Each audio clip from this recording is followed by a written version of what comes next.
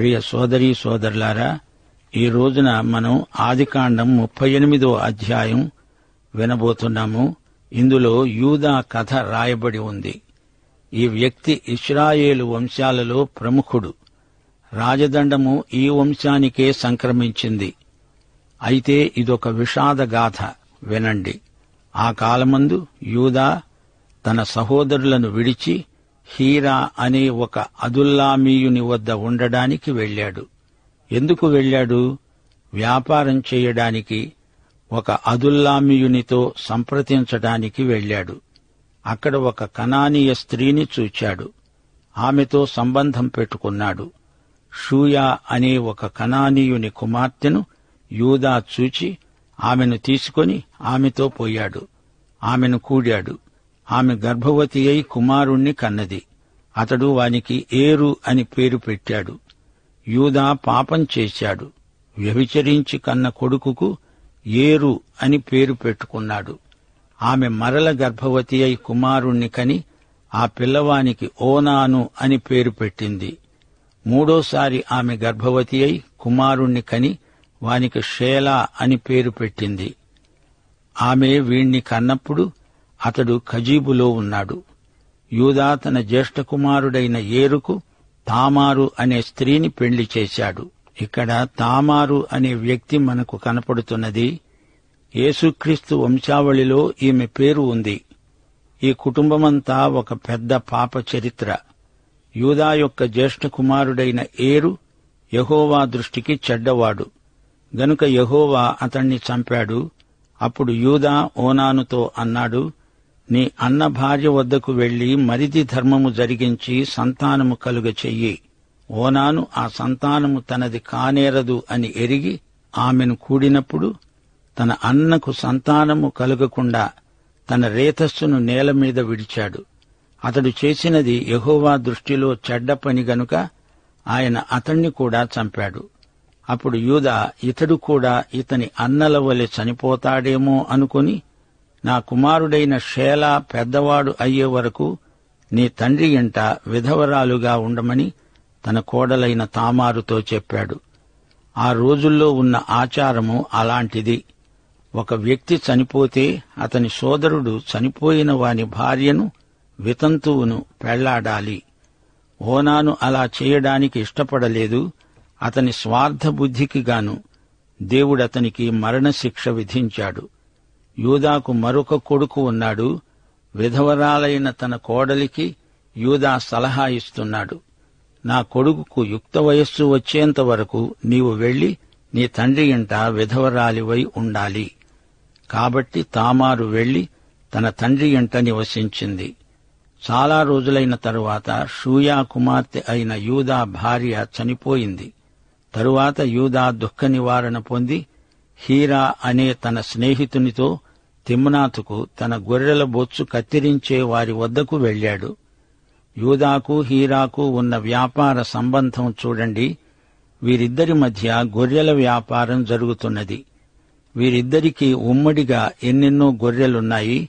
గొర్రె ఉన్ని కత్తిరించేందుకు యూదా అదుల్లామీయుని వద్దకు వెళ్ళాడు. ఇంతకాలము తామారు వైధవ్యం అనుభవిస్తూ తండ్రి ఇంట ఉండిపోయింది. యూదా తన కొడుకైన షేలాను ఇచ్చేటట్లు లేడని తామారు పసికట్టింది. అప్పుడు షేలా పెద్దవాడైనప్పటికీ తనకిచ్చి పెళ్లి చేయకపోవడం చూచి తన వైధవ్య వస్త్రాలను తీసివేసి ముసుగు వేసుకొని శరీరమంతా కప్పుకొని తిమ్నాతుకు పోయే మార్గంలో ఉన్న ఏనాయిము ద్వారమున కూర్చున్నది. షేలా యూదాకు మూడో కొడుకు. తామారుకు యూదా మనస్సు తెలిసిపోయింది. అతడు ఎలాగూ తనను షేలాకు చేసుకోడు అని గ్రహించినదై ఈ విషయంలో ప్రత్యేక చర్యకు పూనుకున్నది. ఆమె విధవరాలి వస్త్రాలు తీసివేసింది, ముఖం కప్పుకున్నది, దారి ప్రక్కన ఒక వేశ్యలాగా కూర్చున్నది. యూదా ఆమెను చూచి ఆమె తన ముఖము కప్పుకున్నందున వేశ్య అనుకొని ఆ మార్గమున ఆమె దగ్గరకు పోయి ఆమె తన కోడలు అని తెలియక నీతో పోతాను రా అన్నాడు. అందుకు ఆమె అన్నది, నీవు నాతో వస్తే నాకు ఏమిస్తావు? చూడండి, ఈ యూదా ఎలాంటివాడో గమనించండి. తాను ఒక కనానీయ స్త్రీని చేసుకున్నాడు. ఆమె షూయ కుమార్తె. మళ్లీ ఇక్కడ తామారుతో సంపర్కానికి తయారయ్యాడు. ఈ కథంతా చీకటి తప్పు. యూదా అనుకున్నాడు, ఆమె వేశ్య. తన మామను మోసగించి తన కోరిక తీర్చుకోవాలని చూచిందామె. అతడన్నాడు, నేను మందలో నుండి మేకపిల్లను పంపుతాను. ఆమె అన్నది, నీవది పంపే వరకు ఏదైనా కుదవ పెడితే అలాగే ఒప్పుకుంటాను. నీ వద్ద ఏమి కుదవ పెట్టమంటావు అని అడిగాడు యూదా. ఆమె అన్నది, నీ ముద్ర, దాని దారము నీ చేతి కర్ర నా దగ్గర కుదవ పెట్టాలి. అలాగే అతడు వాటిని ఆమెకిచ్చి ఆమెతో పోయాడు. ఆమె అతని వలన గర్భవతి అయింది. అప్పుడామె లేచిపోయి తన ముసుగు తీసివేసి తన వైధవ్య వస్త్రాలను ధరించింది. తరువాత యూదా ఆ స్త్రీ వద్ద నుండి ఆ కుదువను పుచ్చుకోవడానికి తన స్నేహితుడైన అదుల్లామీయుని చేత మేకపిల్లను పంపినప్పుడు ఆమె అతనికి కనపడలేదు. యూదా తన స్నేహితుణ్ణి పంపించాడు. అతడు ఆమె కోసం వెతుకుతున్నాడు. ఇక్కడ ఒక వేశ్య ఉండాలి, ఆమె ఏది అని అక్కడి వారిని వాకబు చేస్తున్నారు.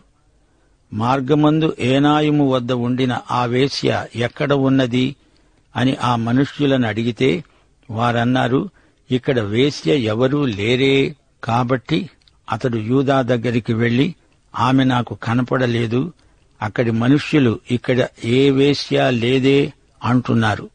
యూదా అన్నాడు, మనలను అపహాస్యము చేస్తారేమో, ఆమె వాటిని ఉంచుకుంటే ఉంచుకోమను. ఇదిగో నేను ఈ మేకపిల్లను పంపాను, ఆమె నీకు కనపడలేదు అని ఊరుకున్నాడు. రమారమి 3 నెలలైన తరువాత యూదాకు తెలిసింది, నీ కోడలైన తామారు జారత్వం చేసింది. అంతేకాక ఆమె జారత్వము వలన గర్భవతి అయింది. అప్పుడు యూదా అన్నాడు, ఆమెను బయటికి తీసుకొని రండి, ఆమెను కాల్చివేయాలి. యూదా ఎంత పని చేశాడో చూడండి. తన అవినీతిని కప్పిపుచ్చుకుంటూ ఎదుటి వ్యక్తికి తీర్పు తీర్చే ధోరణి యూదా కనపరుస్తున్నాడు. తన స్వంత ప్రజలు కనానీయులలాగా వ్యవహరిస్తున్నారు. అందుకే దేవుడు వారిని ఈ దేశము నుండి తొలగించి కొంతకాలము ఈజిప్టుకు పంపబోతున్నాడు. వారిని ప్రత్యేకించి గోషేను ప్రాంతములో ఉంచి కనానీయ ప్రాంతాల నుండి తప్పించబోతున్నాడు. ఇశ్రాయేలీయులు కనానీయులతో ఒకటైపోతే దేవుని సంకల్పానికి భంగము వాటిల్లుతుంది. ఈ యూదా ఏ విధంగా ప్రవర్తించాడో చూచాము గదా. సిగ్గుమాలిన రీతిగా వ్యవహరిస్తున్నాడు. ఇతరులలో పాపము ఉన్నదని శిక్షించాలని పలుకుతున్నాడే గాని తనలోని పాపాన్ని గుర్తించలేకపోతున్నాడు. దావీదు రాజు పాపము చేసినప్పుడు నాతాను ప్రవక్త వచ్చి అతనికి ఒక కథ చెప్పాడు, గొర్రెపిల్ల కథ. ధనవంతుడు తన పొరుగువాని గొర్రెను బలాత్కారంగా తీసుకొని దానిని వధించి అన్యాయం చేశాడు. ఈ మాట వినగానే దావీదు అతణ్ణి శిక్షించాల్సిందే అన్నాడు. అప్పుడు నాతాను, ఆ మనుష్యుడవు నీవే అని వేలు పెట్టి చూపాల్సి వచ్చింది. ఇది దాగని నిజం. పాపము చేసి శిక్ష అనుభవించాల్సిన వ్యక్తి ఇతరుల పాపాన్ని వేలుపెట్టి చూపడం జరుగుతుంది. అందుకే ప్రభువు వ్యభిచారమందు పట్టబడిన స్త్రీని ఉద్దేశించి, మీలో పాపము లేనివాడు ఈమె మీద మొదటి రాయి వేయండి అన్నాడు. సరే, ఇక్కడ యూదా సంగతి చూడండి. ఇతడు చేసిన పాపము ఘోరమైనది. తన స్వంత కోడలితో వ్యభిచారం చేశాడు. స్థానికంగా కనానీయులు అలాగే చేస్తారు. ఈ రోజున లోకమంతటా లైంగిక అవినీతి పెచ్చరిల్లిపోతోంది. దేవుణ్ణి ఎరగని ప్రజలు కామాతురులై తుచ్చమైన అభిలాషలు తీర్చుకునేందుకు ఏమైనా చేస్తారు. గాని దేవుని ప్రజలు అట్టివారి నుండి ప్రత్యేకంగా ఉంటారు. అలా ఉండకపోతే దేవుడు వారిపై కఠిన చర్య తీసుకోవాల్సి వస్తుంది. ఈ రోజున కనానీయ జాతి ఏమైంది? నామరూపాలు లేకుండా అంతరించిపోయింది. దేవుడు వారికి తీర్పు తీర్చాడు. సోదరీ సోదరులారా, చరిత్ర నేర్పే ఈ పాఠాలు ప్రతి ఒక్కరూ నేర్చుకొని తీరాలి. విశేషించి క్రైస్తవ ప్రజలు తమ ప్రత్యేకతను కాపాడుకోవాలి. ఈ 38వ అధ్యాయం అసలు బైబిలులో ఎందుకు ఉన్నది అంటారా? మనకు పాఠం నేర్పడానికే. దేవుడు పాపాన్ని సహించడు. ఇశ్రాయేలు తన స్వంత ప్రజలే అయినా వారు పాపము చేసినప్పుడు తమ ప్రత్యేకతను కోల్పోయినప్పుడు దేవుడు వారిని తీసుకొనిపోయి అన్యుల దేశంలో ఈజిప్టులో ఉంచి వారికి క్రమశిక్షణ అలవరిచాడు. 25వ వచనం. ఆమెను బయటికి తీసుకొని వచ్చినప్పుడు ఆమె తన మామ వద్దకు ఆ వస్తువులను పంపి కబురు చెప్పింది, ఇవి ఎవరివో, ఆ మనుష్యుని వలన నేను గర్భవతినయ్యాను. ఈ ముద్ర, ఈ దారం, ఈ కర్ర ఎవరివో దయచేసి గుర్తుపట్టండి. యూదా ఆమెను కాల్చి చంపాలి అన్నాడు. ఆమె అన్నది, నేను కనబోయే బిడ్డకు తండ్రి ఎవరో మీరు తెలుసుకోండి. ఈ వస్తువులు ఎవరివో అతడే నేను కనబోయే బిడ్డకు తండ్రి. ఇవిగో ఆ వస్తువులు. యూదా వాటిని చూచాడు. ఆ వస్తువులు తనవే అని గుర్తుపట్టాడు. అన్నాడు, నేను నా కుమారుడైన షేలాను ఆమెకివ్వలేదు గనుక ఆమె నాకంటే నీతిమంతురాలు. అతడు ఆమెను మళ్లీ ముట్టలేదు, ఆమెను కూడలేదు. తాను చేసిన నీచమైన పనికి తనకే అసహ్యమేసింది. కనానీయ ప్రజల పద్ధతులను తాను అనుసరించటం సిగ్గుచేటు. సోదరీ సోదరులారా, ఈ కథ నుండి మనము నేర్చుకోవలసిన పాఠాలు లేకపోలేదు. ఇవన్నీ మనకు ఉపయుక్తమైన పాఠాలు, దృష్టాంతాలు. నేటి తరానికి క్రైస్తవులమైన మనము మంచి మాదిరిగా ఉండాలి. వారి అంతస్తుకు మనము దిగజారకూడదు. మన నైతిక ప్రమాణాలు ఉన్నతమైనవి. ఈ విషయంలో లోకంతో రాజీ పడే ప్రసక్తే లేదు. అలనాడు నోవహు ప్రజాభిప్రాయానికి వ్యతిరేకి. అందరూ నోవహు పిచ్చివాడు అన్నారు. గాని అతడు ఓడను నిర్మించడము మానలేదు. దేవుడు చెప్పినట్లే చేశాడు. సోదరుడా, సోదరి, నీవైతే అలా చేస్తావా? లేక నలుగురితో పాటు వారి సలహాను అనుసరించి దిగజారిపోతావా?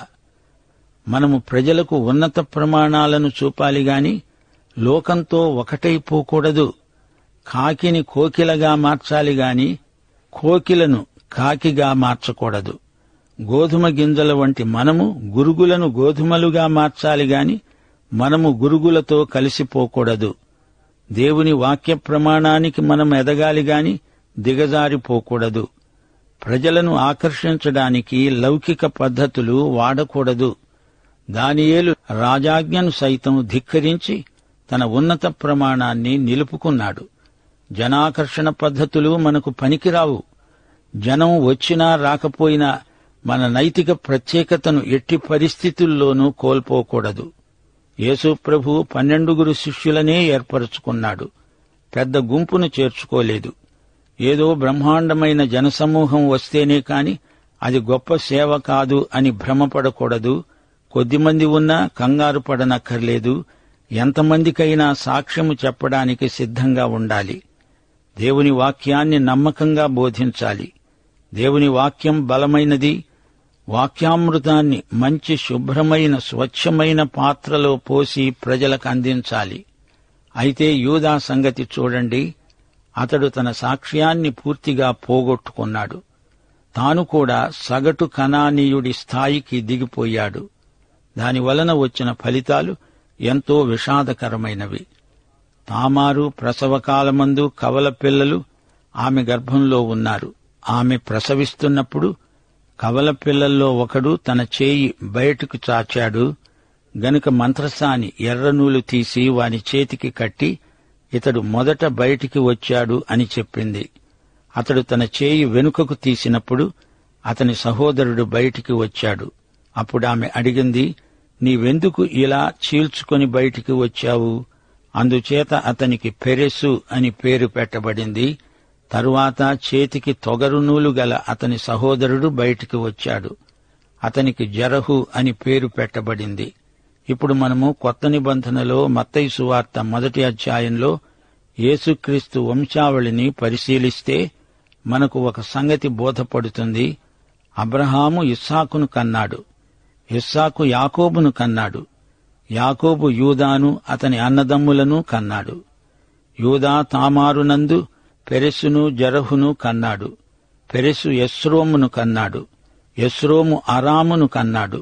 ఈ విధంగా ఈ వంశావళిని అనుసరిస్తూ పోతే చిట్ట చివరికి 16వ వచనంలో యాకోబు మరియ భర్త అయిన యోసేపును కన్నాడు. ఆమె యందు క్రీస్తు అనబడిన యేసు పుట్టాడు.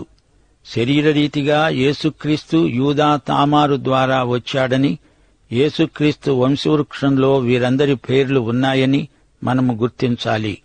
యేసు మానవ కుటుంబంలో ప్రవేశించినప్పుడు ఆయన వంశావళిలో పాపుల పేర్లు ఉండడము ఆశ్చర్యమేమీ కాదు.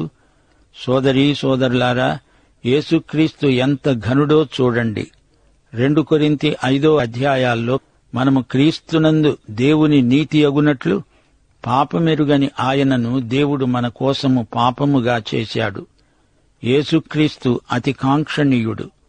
ఆయన వంశావళిలో తామారు, రహాబు మొదలైన వ్యక్తుల పేర్లున్నాయి. రూతు మొదలైన అన్యుల పేర్లు ఉన్నాయి. అందుచేత ఎంత ఘోరపాపినైనా యేసు రక్షించగలడు. ఎలాంటి పాపిష్టి కుటుంబంలో పుట్టిన వ్యక్తినైనా రక్షించి ఆ వ్యక్తి తలెత్తి తిరగడానికి ధైర్యము, నిష్కల్మషమైన మనస్సాక్షి దయచేయగలడు. యేసుక్రీస్తుకే యుగయుగములకు మహిమ చెందునుగాక. ఇప్పుడు మనం 39వ అధ్యాయం వినబోతాము. మీరు ఈ అధ్యాయమంతా ముందుగా చదువుకొని సిద్ధపడి ఉండండి. మళ్లీ యోసేపు మనకు ఈ అధ్యాయాల్లో కనిపిస్తాడు. యోసేపు జీవితంలో అడుగడుగునా దేవుని నడుపుదల మనకు కనిపిస్తుంది. పాఠం ఇక్కడ ముగిస్తాము. ముగింపులో ప్రార్థన చేసుకుందాము. ప్రతి ఒక్కరూ తల వంచండి. పరిశుద్ధ దేవా, నీ ఆశీర్వాదాలన్నిటినీ లెక్కించడానికి నిత్యత్వపు కాలము సరిపోదు. నీ వాక్యాశీర్వాదముల కొరకు నీకు కృతజ్ఞులం. తండ్రి, నీవు మాకనుగ్రహించిన ఈ అమూల్యమైన పాఠం కోసం నీకెంతో కృతజ్ఞతాస్తుతులు సమర్పిస్తున్నాం.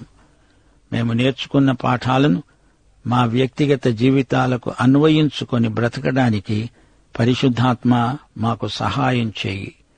మేము నీ మహిమార్థమై ఈ లోకములో జీవించడానికి బైబిలులో కొందరు వ్యక్తుల జీవితాలలో నీ కృప అపరిమితముగా విస్తరించిన వైనం చూడడానికి మాకు కనువిప్పు కలిగించుమని నేటి పాఠమందలి విషాదకరమైన సంఘటనలను బట్టి మా జీవితాలను మేము సరిదిద్దుకోవడానికి నీ కృపా విశేషము మాకు అనుగ్రహించుమని, మహిమ పొందుమని, సైతానీయ దుష్ట శక్తులను లయపరచి దూరపరచుమని యేసుక్రీస్తు వారి శుభనామమున ప్రార్థన చేస్తున్నాము తండ్రి.